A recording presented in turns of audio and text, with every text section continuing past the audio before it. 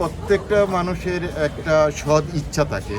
এটা ইচ্ছা শক্তিটা এরকম প্রবল হতে হবে যে আমি শিকড়কে ভালোবাসি, আমার সৃষ্টিকে ভালোবাসি এবং নিজেকে ভালোবাসি। নিজের জ্ঞান বোধটাকে ভালোবাসলে যে সত্য সুন্দরের যে চিন্তা বিষয়গুলি চলে আসে সেটা তখন কর্মের মধ্যে প্রতিফলিত হয়।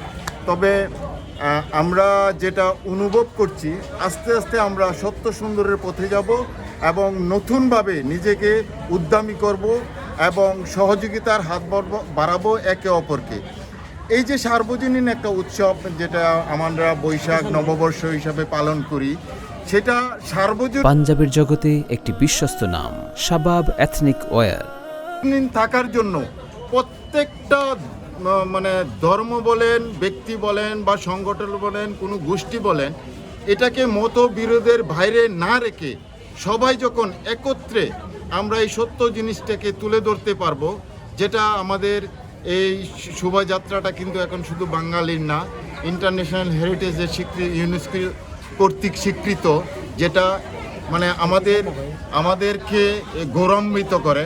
আমরা এই জায়গায় নিজেদেরকে আরও সত্য সুন্দরভাবে এই নববর্ষটাকে উদযাপন করার জন্য সকলের কাছে আহ্বান করব, আপনারা ধর্ম বর্ণ নির্বিশেষে ঠিক আমাদের শিকড়ের গল্পটাকে তুলে ধরুন, তাহলেই শিকড় বেঁচে থাকবে ইনশাল্লাহ।